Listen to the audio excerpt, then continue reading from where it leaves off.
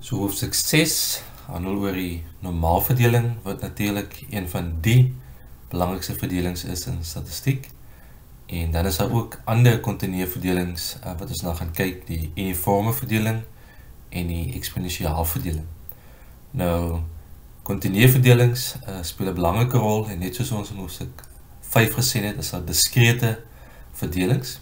En so die onderskeiding tussen kontinuele en diskrete verdelings is dan belangrik. So ons werk in hoofstuk 5 het ons gewerk met diskrete veranderlikes en hoofstuk 6 gaan ons werk met kontinuele veranderlikes.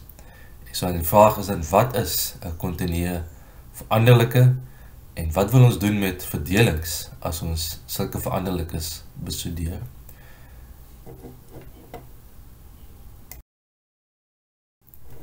So, kom ons dink terug aan wat ons voorheen al gesien het. Wat is kontinuele veranderlikes?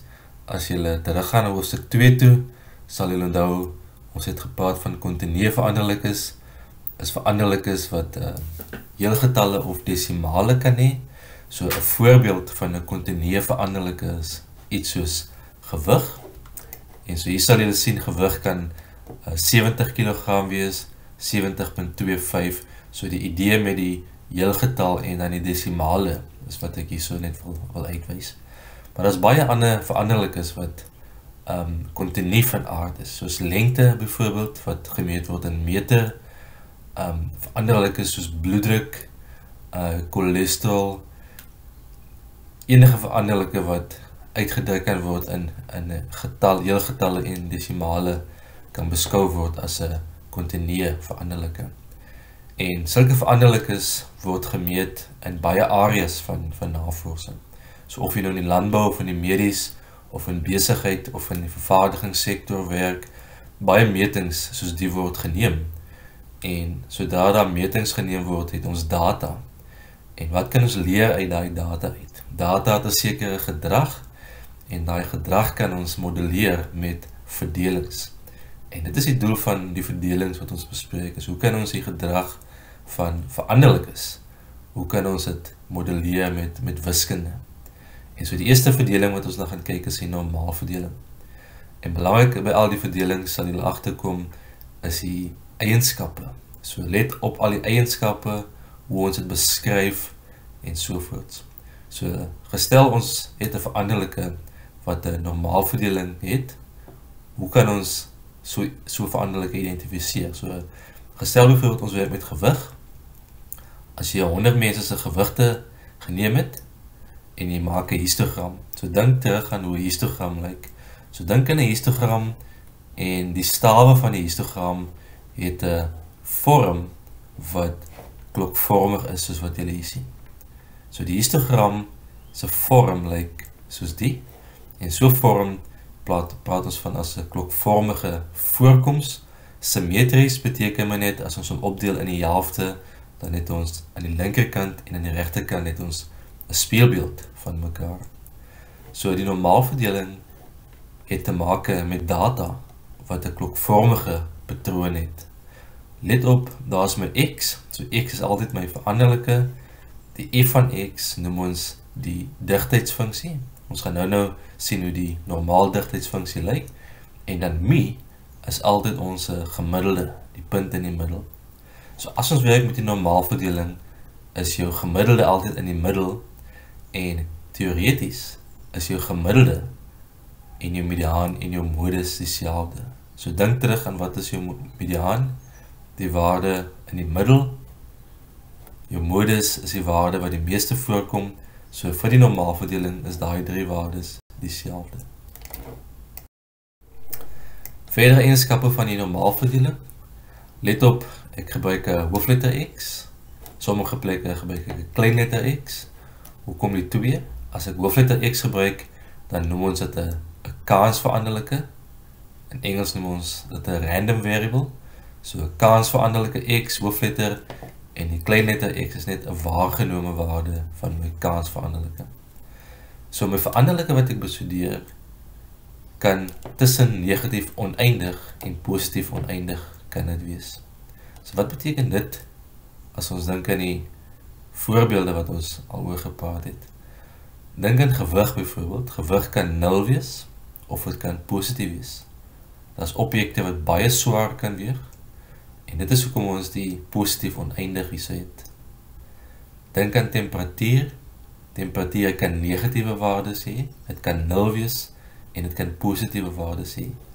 So temperatuur is ook 'n veranderlike, wat ons kan modelleer met die normaalverdeling. So, die waardes van die veranderlike, of ek nou werk met gewig, of temperatuur, of bloeddruk, of cholesterol, of wat ook al, die waardes van die veranderlike, kan tussen min oneindig en plus oneindig varieer. Dan sal julle sien die kurwe wat op die vorige slide vir jou gegee was, die area onder die kurwe is gelyk aan 1. So wat bedoel ons met area? Die area in terme van waarskynlikhede. Die area is gelyk aan die waarskynlikheid. So sodra ons waarskynlikhede gaan bereken, dan bereken ons die area onder die kurwe. So die totale area is gelyk aan 1, en dit is waar julle altyd die 1 sal sien. Wiskundig kan ons die volgende gaan skryf. So wat beteken dit wat ek hier so skryf? Daar is die integraal tussen min oneindig en plus oneindig, f van x. Ons het nog die f van x gedefinieer hier, maar f van x is altyd wat ons noem 'n digtheidsfunksie. En hier aan die onderkant sal julle die voorbeeld sien van die normaal digtheidsfunksie.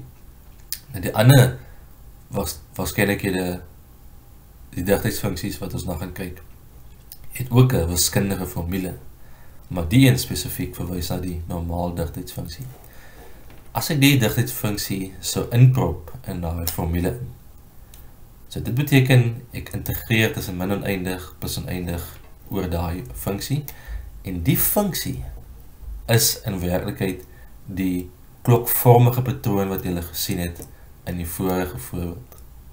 So die formule en die grafiek is presies dieselfde. Okay. So as ek die area gaan bereken wiskundig, dan gaan ek op 'n antwoord kom van 1. En dit is eintlik waar die 1 vandaan kom. Dit is ook die idee dat die waarskynlikhede tel op na 1 toe. As jy nou by die diskrete waarskynlikhede in ons tabel, die som van die waarskynlikhede is altyd 1. Die integraal is eintlik ook 'n vorm van 'n sommasie. Dis hoekom die simbool wat julle daar sien is 'n uitgerekte S, en S vir sommasie.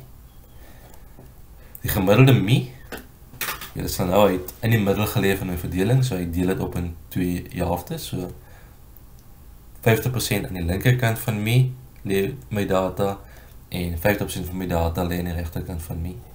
Let dit op die gebruik van my simbole, groter as, groter en gelyk aan, kleiner as, kleiner en gelyk aan. As ons werk met kontinuïe verdelings, so die hele hoofstuk 6 is kontinuïe verdelings, so die simbool gaan altyd gebruik word, en ons gaan nie groter en gelyk aan gebruik nie. So groter en gelyk aan is altyd net groter as. Kleiner as word gebruik in die plek van kleiner en gelyk aan. So dit wat julle hier sien, en dit wat julle daar sien, is presies dieselfde. Okay, so ons onderskei nie hierso tussen groter as en groter en gelyk aan. Dit beteken presies dieselfde. As ons werk met 'n waarskynlikheid waar x gelyk is, so let net op die is gelyk aan, so waarskynlikheid is altyd 0. So jy hoef nie verder berekeninge te doen of te dink nie, so waarskynlikheid is altyd 0. So die normaal digtheidsfunksie, soos ek genoem het, hy is een van die belangrikste digtheidsfunksies in statistiek, en julle gaan hom vir die hele semester, die hele tweede semester, gaan julle ook dan met hom werk. Hy is die onderliggende digtheidsfunksie waarop baie van ons statistiek tegnieke vir inferensie gedoen word. Hy is ontwikkel of bekend gemaak deur die wiskundige Carl Friedrich Gauss, en sommige mense praat ook dan van die verdeling as die Gaussian verdeling. Okay. So in die algemeen word die naam normaal verdeling gebruik. So dit is die wiskundige formule van my normaal verdeling. So daar is 'n klompie simbole wat ons net weer moet uitpleis. So wat beteken die e? Ons sien daar is die e, die exponent, ons het hom met die Poisson verdeling ook gebruik. Pi Pi verwys na die wiskundige konstante, sigma is altyd ons standaardafwyking en mi is altyd ons gemiddelde. Okay, so let net op die simbole, daar is E wat ons ook met ons sakrekenaar kan bereken, Pi, dis die wiskundige konstante, beide van die twee is van die bekendste wiskundige konstantes wat ons in statistiek gebruik, dit het baie mooi wiskundige eienskappe, en dan mi en sigma is ons ander sterre in die statistiek. So mi is altyd die gemiddelde en sigma is altyd my standaardafwyking. En dit is natuurlik belangrik vir alle waarskynlikheidsinferensie wat julle gaan doen, mi en sigma. Dan verdere eienskappe van die normaalverdeling. Wiskundig kan ons gaan bewys dat die verwagte waarde van x as x 'n normaalverdeling het is mi. So julle sal agterkom, dis 'n resultaat wat ons het, net so is dit ook 'n resultaat, en dit kan ons eintlik gaan bewys wiskundig. Kortweg gebruik ons die notasie x is normaalverdeel, en die parameters ter sprake is mi en sigma kwadraat. So mi en sigma kwadraat moet altyd gegee word vir ons. Okay, so x is my kansveranderlike. In Engels praat ons van die random variable. Die volgende formule wat ons noem die transformasie is ook van uiters belang.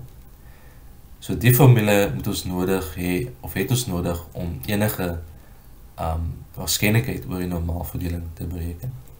So nou dat ons weet die normaalverdeling van x kan soos volg geskryf word. Hier het ons 'n transformasieformule wat 'n belangrike rol speel. So x minus mi gedeel deur sigma. Die transformasie staan ook bekend as die standaardisering van x na z toe. So wat gebeur as ons dit toepas op x? Dit beteken net dat ons normaalverdeling se parameters word die volgende: 0 en 1. So mi is nou gelyk aan 0, sigma kwadraat is gelyk aan 1. En in die vorm kan ons dit programmeer of kan ons dit in 'n tabel kan ons omskep. So nadat ons die transformasie toegepas het, kan ons sakrekenaar gebruik. En daar is ook 'n tabel wat gewoonlik aan die einde van elke statistieke handboek gegee word.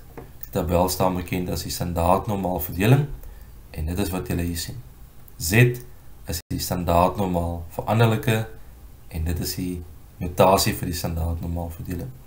Maar ons gaan ons sakrekenaar gebruik, en ons sakrekenaar het die verdeling ingeprogrammeer. So hoe kan ons sakrekenaar gebruik? So nou ons werk nou met die z. So z is die getransformeerde x. So ons het begin met x, ons het dit getransformeer na 'n z toe, en nou het ons 'n waarde. So vir die oomblik beskou net daai waarde, minus 1.24 plus 1.24, en hierso het ons 'n ander vorm waar ons die waarskynlikheid het, en ons soek daai z-waarde. So wat probeer ons in A en B doen, en hoe gaan ons sakrekenaar gebruik om dit te doen? So kom ons kyk eers na die sakrekenaar. So julle sal sien daar soos op die knoppie 3 is daar ZP. Nou die Z is net die funksie wat ons gaan gebruik om daai twee waarskynlikhede te kry. En dan is daar P. Nou die P is vir die waar ons die C gedeelte wil oplos. So ons het 'n waarskynlikheid en dan wil ons die waarde daar oplos. So kom ons kyk na die voorbeeld. So gestel ek het die waarskynlikheid Z kleiner as minus 1.24, tik die waarde minus 1.24 in, tik op die blou knoppie en dan tik die 3 knoppie. En dit moet jou antwoord wees as jy dit gedoen het. Soortgelyk, as jy die positiewe waarde indruk, 1.24, tik op die blou knoppie, die 3, dan behoort dit jou waarskynlikheid te wees. Nou wat beteken die waarskynlikheid wat jy lees? Dit is die waarde onder die kurwe. Dit is ook die area onder die kurwe. Dit is ook 'n area onder die standaard normaal kurwe. So teken 'n normaalverdeling met 0 in die middel. Stip daai waarde minus 1.24 aan die linkerkant. En dan dit is die area kleiner as minus 1.24. By die voorbeeld teken weer die normaalverdeling met 0 in die middel. Stip daai waarde af 1.24 aan die positiewe kant en die area links van 1.24 onder die kurwe is wat ons daar uitgewerk het. So die area is gelyk aan die waarskynlikhede. Okay, so dit is hoe die sakrekenaar werk. Wat het ons hier? In die voorbeeld wil ons die z-waarde kry as ons die waarskynlikheid reeds het. So ons het 9.95. Ons wil weet wat is daai waarde. So dis amper die omgekeerde van wat ons daar gedoen het. So tik in die waarde 0.95, die blou knoppie, en dan sal jy sien is daar die inverse, en dan 3. En dan behoort dit jou antwoord te wees. En dit is die waarde wat ons daar moet invul. Ok, so die waarskynlikheid van z kleiner as 1.6449 is gelyk aan 0.95. So die sakrekenaar vir die normaalverdeling moet julle daai funksies kan gebruik. Hier is 'n voorbeeld van die toepassing van die normaalverdeling. So as ons met die normaalverdeling werk, is dit die kort notasie wat ons gebruik. So x is verdeel normaal. So daai tilde teken beteken altyd verdeel. Normaal mi is my gemiddelde, sigma kwadraat is my variansie. So daai twee waardes moet altyd vir jou gegee word vir die normaalverdeling. En nou kan ons die volgende vraag beantwoord. Wat is die waarskynlikheid dat x gelyk is aan 9? So let net op, hoofletter x is my kansveranderlike en die kleinletter x is nou die 9. So die waarskynlikheid van x gelyk aan 9 is gelyk aan 0. So hoekom is dit 0? Want as jy dink aan die eienskappe, sodra ons het x gelyk aan 'n waarde, is die antwoord altyd 0. Die volgende een, die waarskynlikheid x groter as 7. Let dit op, die 7 hier is my x, maar die 7 is ook die waarde van die gemiddelde. So hier vraag ek, wat is die waarskynlikheid dat x groter is as die gemiddelde? En al die gemiddelde my waarskynlikheidsverdeling opdeel in 2, is die antwoord 0.5. So sodra die waarde en die gemiddelde dieselfde is die antwoord altyd 0.5. En dit geld ook vir x kleiner as die gemiddelde. So in die twee voorbeelde het ons glad nie nodig gehad om enige verdere berekeninge te doen nie. Omdat ons die eienskappe van die normaalverdeling verstaan, kon ons maar net voortgaan en dit gaan neerskryf. Maar die volgende voorbeeld is so 'n bietjie gecompliseerd. So kom ons kyk na dit. Die waarskynlikheid van x groter as 9. Daar is my komplementreël wat ek toepas. En dan die rede hoekom ek dit omkeer na x kleiner as 9 toe, is dat in die vorm kan ek my sakrekenaar gebruik. Okay. Maar voor ek my sakrekenaar gebruik, moet ek daai x omskakel na 'n z toe. So my komplementreël is wat ek eers gaan gebruik. 1 minus dit. X kleiner as 9. Transformeer x na 'n z toe, so daai word 'n z. 9 minus mi wat 7 is, gedeel deur sigma wat 4 is, as die vierkantwortel, ekskuus 2 is, wat die vierkantwortel van 4, en so die antwoord daar is 1, en daai waarde kan ek gaan bereken met my sakrekenaar, so ek tik net in 1, en dan die blou knoppie, en dan die 3 knoppie, en dan behoort ek daai waarde te kry, en dit gee vir my die waarskynlikheid. Okay. So die waarskynlikheid wat ek gehad het, en daar is my antwoord. Die volgende een is om die inverse te gebruik. So hier vraag ek vind die waarde van a. Ok, so ek doen al vir die inverse van die vorige voorbeeld. So wat ek het is die waarskynlikheid. Ek soek die waarde van a. En so die eerste ding wat ek weer gaan doen is om die vraag om te keer na die kleiner as. So weer eens, hoekom doen ek die kleiner as? Is omdat my sakrekenaar net met kleiner as waarskynlikhede werk. So dit is net vir gemak of gerief wat ek altyd dit omkeer. So daar is die 1 minus dit, dis wat die komplement reël doen, en daar het ek die waarde dan uitgewerk. So in plaas van om met dit te werk, werk ek nou met die gedeelte, die komplement. En wat ek nou doen, is ek transformeer my x na 'n z toe, en dan moet ek die a ook transformeer deur die mi af te trek en te deel deur my standaardafwyking. So daai is ook nou gestandaardiseer, en nou het ek 'n probleem hierso, ek moet a oplos, gegee dit wat ek dan hierso het. Okay, nou, 'n maklike formule om dit uit te werk, is die volgende. So a is die waarde wat ons wil uitwerk, en dan sal julle sien is daar mi, plus z en dan sigma. Okay, so mi weet ons, dis vir ons gegee, dis die 7. Ons weet wat is sigma, dis 2, maar ons weet nie wat is die z in die geval nie. Maar die z weet ons het te maak met die standaard normaal verdeling, en daar het ons die waarskynlikheid van belang hierso. Okay, so om die z te kry, kan ons gebruik maak van daai waarskynlikheid. So as ek die waarskynlikheid gaan intik in my sakrekenaar, en ek gaan tik die blou knoppie, die inverse, en dan 3, dan behoort ek 'n z-waarde te kry. En as ek daai z-waarde indruk in my formule in, dan sal ek die waarde of die oplossing kan kry vir a. En in die voorbeeld is die a gelyk aan 9. So let my dit op hoe ek die voorbeeld opgelos het. Ek kan daai as 'n eenvoudige formule gebruik, maar die waarskynlikheid om by daai z uit te kom, het ek gebruik gemaak van die waarde, en dan so by z uitgekom. En a se antwoord is dan 9. So probeer dit, en dit is ook wat ons noem 'n persentiele. So omdat ons werk met die waarskynlikheid van 0.84, is dit die 84ste persentiele, daai a.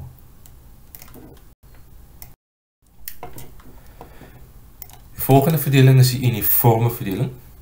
Okay, so ons het nou 'n idee hoe die normaalverdeling werk, ons het die idee van die eienskappe, ons het die idee van area onder die kurwe, so hoe werk die volgende verdeling? So weer eens is die idee om met 'n histogram te begin.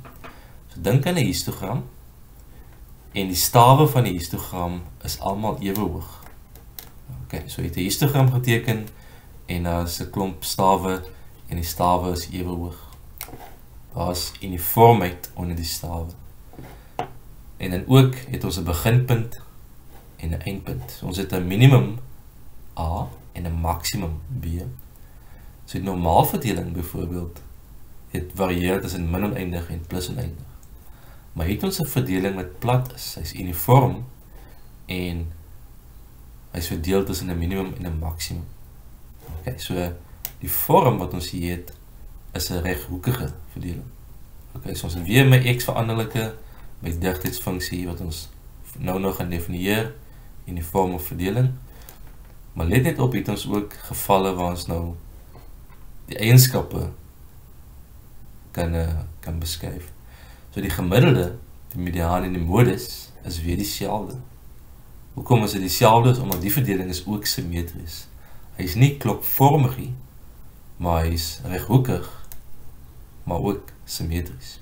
Okay, so mi in die middel, 50% van my data lê links van mi, 50% van my data lê regs van mi. Die area onder die kurwe is weer eens 1. Okay, so omdat dit 'n reghoek is, kan jy dink die area is maar net die hoogte wat ons hier het, maal met die wyte of die breedte wat ons daar het. So die hoogte maal met die wyte, dan het ons die area. Maar wiskundig kan ons dit ook so gaan definieer. E van x, wat is dit? Dit is net die platlyn wat julle daar sien. Dit is die uniforme digtheidsfunksie. En dan trek ons dit 'n lyn by die minimum en by die maksimum. So dis die formule vir die digtheidsfunksie. Dis 'n baie eenvoudige formule. 1 op b minus a, so b is net die maksimumwaarde en a is die minimumwaarde. En buite die minimum en die maksimum is die waarskynlikheid of die digtheid gelyk aan 0. So die digtheid het dit 'n waarde tussen a en b. So a en b is my twee parameters en dit moet altyd vir my gegee word as ek waarskynlikhede met die uniforme verdeling wil bereken. So verdere eienskappe wat ons benodig by die uniforme verdeling, eerstens is die verwagte waarde of die gemiddelde, en dan natuurlijk is dit dieselfde formule wat ons gebruik om die mediaan en die modus ook te bereken. So die verwagte waarde van x is b plus a gedeeld deur 2, en dis die waarde in die middel. Dis my mi waarde. Die variansie b minus a gekwaadreer gedeeld deur 12. En dan het ons natuurlijk vra, hoe kom ons by daai formule, wiskundig kan ons dit gaan aflei. So die is net die resultate wat ons gebruik, maar wiskundig kan ons dit gaan aflei. So let op die formules en soos ek genoem het, my verwagte waarde word altyd genoteer met die symbool mi, en die variansie is altyd sigma kwadraat. So daar is my sigma kwadraat. So sou ek byvoorbeeld die koëffisiënt van variasie uitwerk, dan is dit sigma kwadraat se vierkantwortel oor mi. So ek kan die twee waardes gebruik om die koëffisiënt van variasie uit te werk. En dan in kort sê ons, die kans veranderlike x is verdeel uniform. A en B is net my parameters. So let dit op, as ons werk met verdelings, is altyd parameters wat nodig is, en dit word altyd vir jou gegee, as jy berekeninge moet doen. En dan het ons 'n voorbeeld, wat ons nou net kan deurwerk. So, die kans veranderlike x het 'n uniforme verdeling, minimumwaarde a is gelyk aan 2, en die maximumwaarde b is gelyk aan 10, en daar is die verdeling kortweg neergeskryf. So enige waarskynlikheid wat ons gaan uitwerk, is net 'n area onder die uniforme verdeling. So let net op die volgende voorbeelde. Die waarskynlikheid van x tussen 5 en 7. So dis 'n area wat ons in belang stel. So op my x-as is daar 'n waarde 5 en 'n waarde 7, en in die hoogte van my verdeling sal julle onthou is altyd 1 op b minus a. So wat is b? Is 10, en a is gelyk aan 2. So die eerste term is net die hoogte, en in die 7 minus 5 is net die wyte. So hoogte maal met die wyte, en daar het ons die waarskynlikheid. So dis 'n baie eenvoudige berekening, en dit geld by alle waarskynlikhede vir die uniforme verdeling. Hoogte maal met die wyte. Beskou die volgende een, wat is die waarskynlikheid dat x tussen 2 en 3 is. Daar is my hoogte weer, altyd dieselfde, 3 minus 1, my wyte. So die hoogte maal met wyte is my area, die waarskynlikheid. Die volgende een is bietjie gecompliseerd, ons moet hier so bietjie dink met ons reëls. So x groter as 4 gegee x kleiner as 7. Dis voorwaardelike waarskynlikheid, so dink aan die waarskynlikheid van a en b. Dit is natuurlik gelyk aan die waarskynlikheid, die waarskynlikheid van a gegee b. Dis natuurlik die waarskynlikheid van a en b oor die waarskynlikheid van b. So daai is my a, daai is my b, en daai is ook my b. So daar het ek my interseksie. So wat beteken die interseksie? Dit is net die waardes wat dieselfde is, as ons kyk na x groter as 4 en x kleiner as 7. So dink aan waardes groter as 4, dink aan waardes kleiner as 7. En as jy jouself afvra, wat die waardes van daai versamelings wat ek nou net genoem het, is dieselfde, dan is dit die waardes tussen 4 en 7. Ok, so dit beteken maar net, ek kyk na die waardes tussen 4 en 7. Dis waar die oorvleeling plaasvind vir daai versamelings. X kleiner as 7, daar is x kleiner as 7, en nou maar net in die geval dat die minimum is gelyk aan 2. So die is dieselfde as die waarskynlikheid van x tussen 2 en 7. En dit is hoekom jy daar so die 2 sien. Ek gebruik net die minimum van die waarde van die verdeling. So nou dat ek dit in die vorm het, en in daai vorm kan ek maar net my hoogte maal met wyte kan ek gaan gebruik. So hoogte daai 2 kanselleer eintlik uit. En dan die 7 minus 4, dit kom daarvandaan, 7 minus 2, dis die minimum. En dan die verhouding tussen daai 2 waarskynlikhede is 0.6. En dit is die waarskynlikheid van x groter as 4 gegee x kleiner as 7. Die verwagte waarde, hier kan men net daar die waardes van instel, 10 en 2 is my gegee, daar is my antwoord. So dit is my mi, daar is my variansie, of my sigma kwadraat, en daar is my antwoord. As ek die vierkantwortel van dit vat, het ek sigma, en sigma en mi kan ek dan gebruik om my koëffisiënt van variasie uit te werk. Waarskynlikheid van x groter as 4, is dit nog 'n voorbeeld waar ek die maksimum gebruik. So onthou net, omdat die verdeling se maksimum is 10, sal julle sien ek gebruik 10 minus 4 in die geval.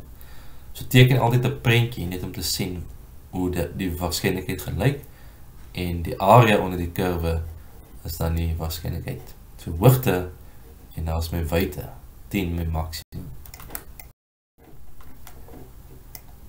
Ons laaste verdeling is die eksponensiaal verdeling. En dit het ook te maak met 'n kontinuë veranderlike. So let dit op wat ons tot dusver na gekyk het. Ons het gekyk na die normaalverdeling, wat klokvormig is, en is ook simmetries. Die uniforme verdeling is reghoekig en simmetries.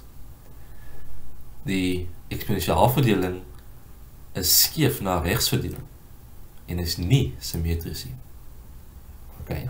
Maar het nog steeds eienskappe wat gedeel word met die ander verdelings. En daai eienskap byvoorbeeld is dat die area onder die kurwe is 1. En die verdeling begin by 0. Okay, so hy begin by 0 en hy gaan tot by oneindig. So veranderlik is wat sulke eienskappe het en wat 'n histogram het wat groot is en klein raak. So dink weer aan 'n histogram. Die histogram begin groot en dan raak hy kleiner en kleiner en kleiner. En so veranderlike het 'n eksponensiaal verdeling.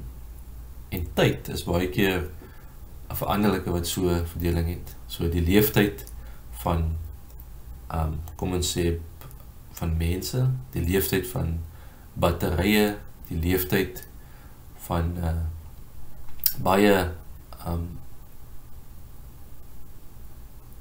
goed wat ons bestudeer het kan so vorm het. En dan is die eksponensiaal verdeling nuttig om dit te modelleer en dan inferensie verder te doen.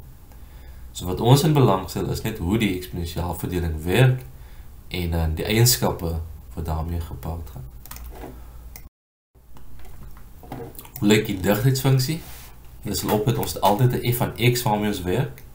So die normaalverdeling sal jy onthou was 'n langer funksie, het baie meer kompleks gelyk, maar die normaalverdeling het ook die e funksie gebruik. En daar is weer die e wiskundige konstante. Dan het ons ook die uniforme verdeling gebruik. Die uniforme verdeling was weer eenvoudig. Eksponensiaal verdeling, hy is nie so moeilik om te definieer. Jy sal sien, daar is 'n nuwe term wat ons noem lambda. So daai term, daai symbool is die Griekse symbool L vir lambda. En lambda is 'n gemiddelde. Dit is die gemiddelde aantal arriverings per tydseenheid. En dan 1 op lambda is ook 'n gemiddelde. Dit is die gemiddelde tyd tussen arriverings. So dink byvoorbeeld aan 'n kliënt of 'n persoon wat arriveer by 'n ATM, hy wil geld trek. So persoon 1 arriveer en dan persoon 2 arriveer 'n paar minute later. Dan persoon 3 arriveer. So as ons die persone se die tyd vat wat die persone arriveer en ons bereken die gemiddelde tyd, dan het ons 1 op lambda. En die gemiddelde aantal arriverings per tydseenheid. So dink aan 'n uur, as jy dink in die eerste uur arriveer 2 persone, in die tweede uur arriveer daar 5 persone, in die derde uur arriveer daar 50 persone. Jy vat al die aantalle en jy bereken die gemiddelde, dan is dit my lambda. Okay, so beide lambda en 1 op lambda is gemiddeldes. Maar wat ons in belang stel by die eksponensiaalverdeling is die 1 op lambda. Okay, so lambda is die parameter van my eksponensiaalverdeling. So in terme van eienskappe kan ons die volgende gaan neerskryf. So my verwagte waarde is 1 op lambda. So weer eens lambda word vir my gegee en 1 op lambda is dit my verwagte waarde of gemiddelde. In die geval is my gemiddelde en my modus en my mediaan nie dieselfde nie. So dit is nie die waarde van jou modus en jou mediaan nie. Die variansie is 1 op lambda kwadraat. Okay, so let net op die waardes, daar so van lambda speel 'n rol. En weer eens wiskundig kan ons dit gaan bereken. So deze resultate wat ons gebruik, maar wiskundig kan ons daai gaan aflei. En kort weer sê ons dat die kansveranderlike x is verdeel eksponensiaal en die parameter is lambda. So lambda moet altyd vir jou gegee word. Die volgende is die cumulatiewe verdeling. So let net op wat ek hier het. Waarskynlikheid van x kleiner as t is gelyk aan 1 minus e te dwaag minus lambda t. Nou weer eens is 'n resultaat wat ons kan gaan bewys, maar ons gaan dit net gebruik om waarskynlikhede te bereken. So vir die berekening van waarskynlikhede met die eksponensiaalverdeling is die formule die belangrikste. So 'n waarde van t moet gegee word vir my en 'n waarde van lambda moet gegee word vir my. En sodra ek daai twee waardes geïdentifiseer het, dan kan ek natuurlik die waarskynlikheid gaan uitwerk. So die volgende is 'n voorbeeld om dan oor te dink in terme van die toepassing van die eksponensiaalverdeling.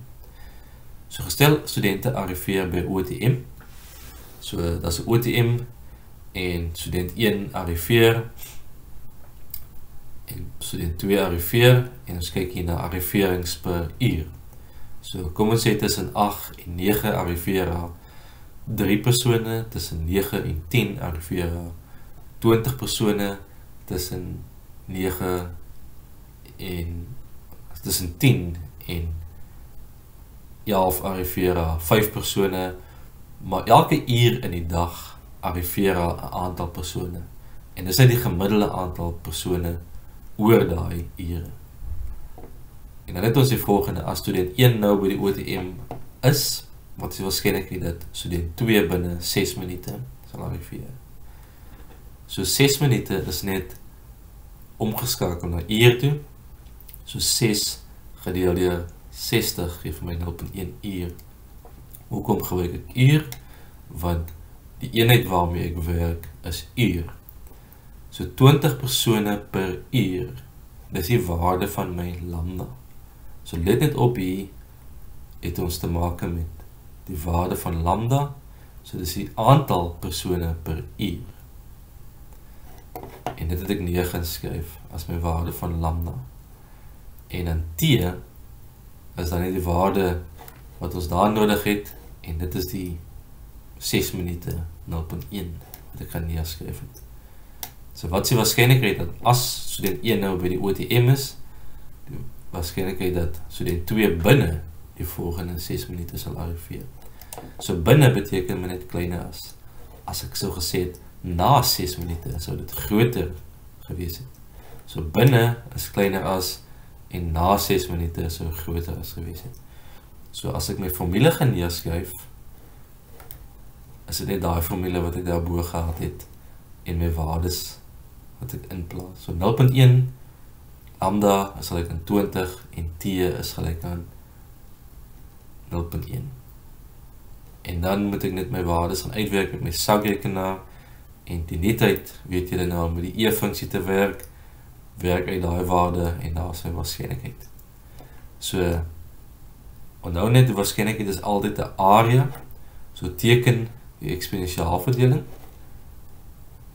Hy loop skeef na regs stip af die waarde 0.1, so iewers daar is ons 0.1 en die area kleiner as 0.1.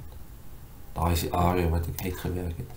Die area of die waarde is die waarskynlikheid van x groter as 0.1. Ok, so kleiner as en groter as. Dit is wat ons moet kan uitwerk. En ons kan daai verdeling gebruik vir beide van die twee.